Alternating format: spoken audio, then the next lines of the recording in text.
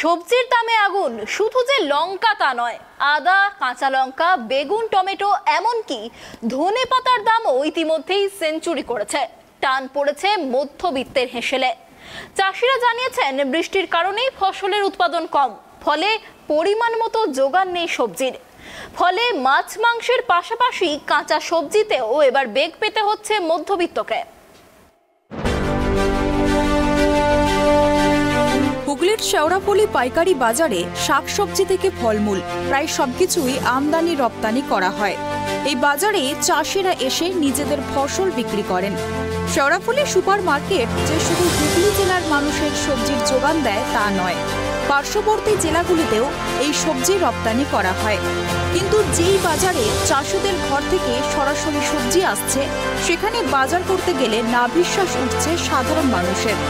অবশ্য চাষিরা জানিয়েছেন বৃষ্টির কারণেই ফসলের উৎপাদন কম, ফলে পরিমাণ মতো জোগান নেই সবজির।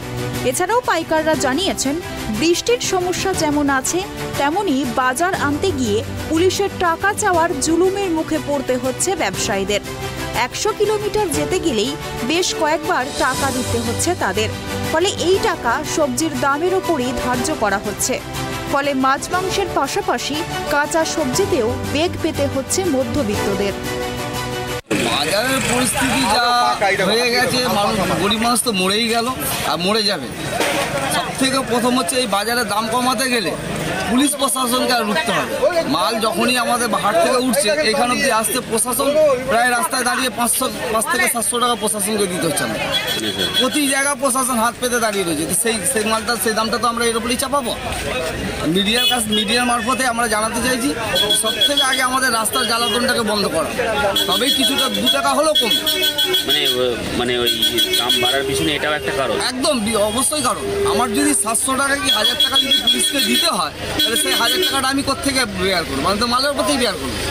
মালের যা দাম হচ্ছে হোক, ওটা তো কম বেশি আছে। তারপরে রাস্তায় জ্বালাতো না আমাদের, রাত্রিবেলা 2-2:30 সময় রাস্তায় দাঁড় করিয়ে পুলিশ টাকা দাও, যেখানে সেখানে চন্দননগরে দাঁড় করায়, চুচুড়োতে দাঁড় করায়, আমাদের চৌমাথায়, দিল্লির চৌমাথায় দাঁড় করায়। সব জায়গায় দাঁড় করলে 50 নেবে না, 100 নেবে, 150 নেবে, 200 নেবে। এই জিনিসটাকে মিডিয়ার মারফতে আমি জানাতে এইটাকে ইমিডিয়েট বন্ধ করা। দেখে নেব এক নজরে শেওড়াফুলি বাজারে প্রতি কেজি পাইকারি ও খুচরা হিসাবে সবজির দাম। বেগুন পাইকারি বাজারে 70 টাকা, খুচরো বাজারে 100 টাকা। পটল পাইকারি বাজারে 40 টাকা, খুচরো বাজারে 50 টাকা। কাঁচা লঙ্কা পাইকারি বাজারে 150 টাকা, খুচরো বাজারে 200 টাকা। টমেটো পাইকারি বাজারে 120 টাকা, খুচরো বাজারে 150 টাকা। ঝিঙে পাইকারি বাজারে 60 টাকা, খুচরো বাজারে 70 টাকা। আদা পাইকারি বাজারে 220 টাকা, খুচরো বাজারে 250 টাকা। রসুন পাইকারি বাজারে 150 টাকা, খুচরো বাজারে 200 টাকা। মূলো পাইকারি বাজারে 30 টাকা, খুচরো বাজারে 50 টাকা। ক্যাপসিকাম পাইকারি বাজারে 80 টাকা, খুচরো বাজারে 100 টাকা। বিট গাজর পাইকারি বাজারে 30 টাকা, খুচরো বাজারে 50 টাকা। কাঁকরোল পাইকারি বাজারে 40 টাকা, খুচরো বাজারে 60 টাকা। চিচিঙ্গে পাইকারি বাজারে 30 টাকা, খুচরো বাজারে 50 টাকা। ধনেপাতা পাইকারি বাজারে 150 টাকা, খুচরো বাজারে 200 টাকা। শসা পাইকারি বাজারে 30 টাকা, খুচরো বাজারে 40 টাকা। আলু চন্দ্রমুখী পাইকারি বাজারে 25 টাকা, খুচরো বাজারে 30 টাকা। পেঁয়াজ পাইকারি বাজারে 20 টাকা, খুচরো বাজারে 30 টাকা। ব্যবসায়ীরা জানাচ্ছেন সবজির গাড়ি নিয়ে আসলেই পুলিশকে টাকা দিতে হচ্ছে।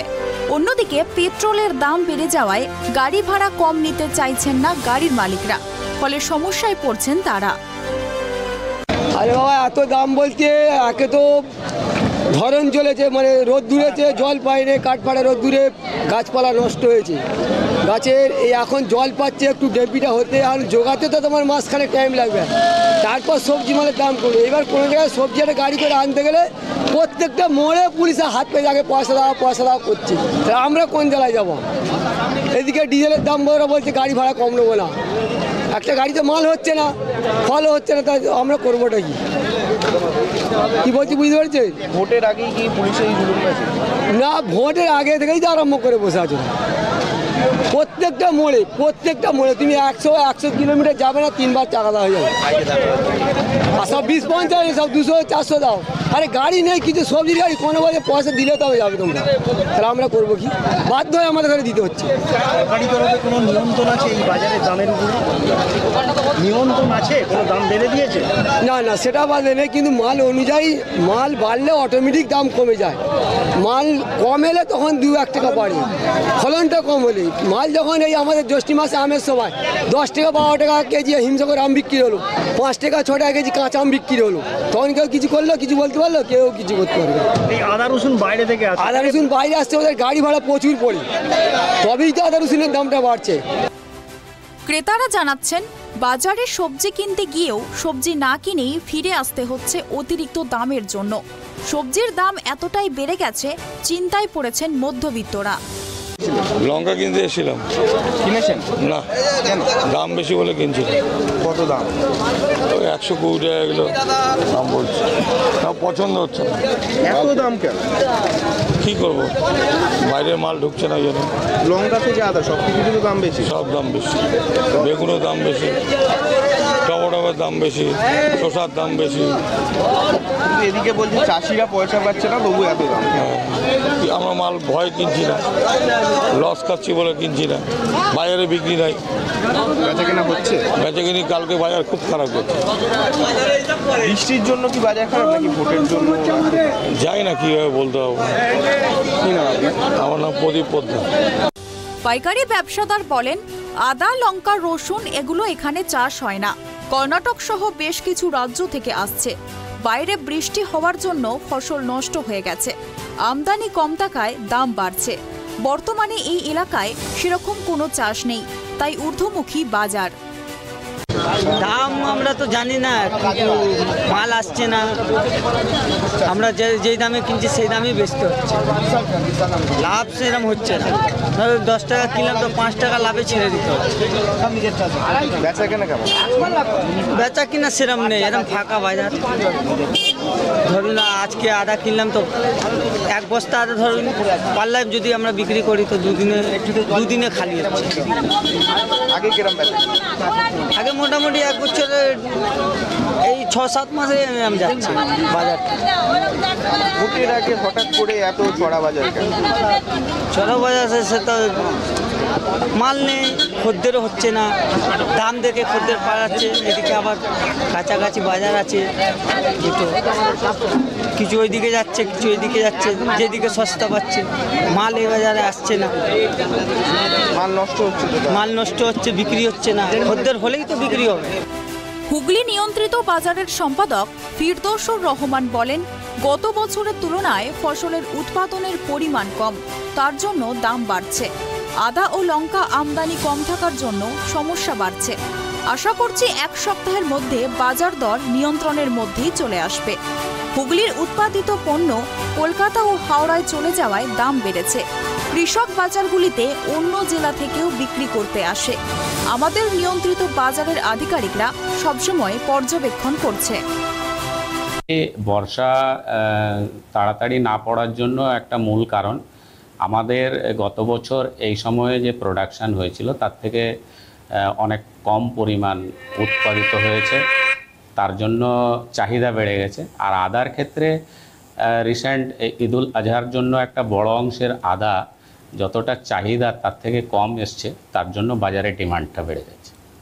সেক্ষেত্রে লঙ্কা বা টমেটো এত লঙ্কা সেরকম প্রোডাকশান হয়নি। এই বর্ষা চালু হলে প্রোডাকশানটা ভালো হবে। আশা করছি 1 সপ্তাহের মধ্যে বাজার দর নিয়ন্ত্রণে চলে আসবে। রেগুলেটেড মার্কেট ছাড়াও পুলিশ সহ বিভিন্ন জায়গা আছে, তাহলে কি মানে কৃষক বা ব্যবসায়ীদের কোনো রকম হচ্ছে, সমস্যা হচ্ছে?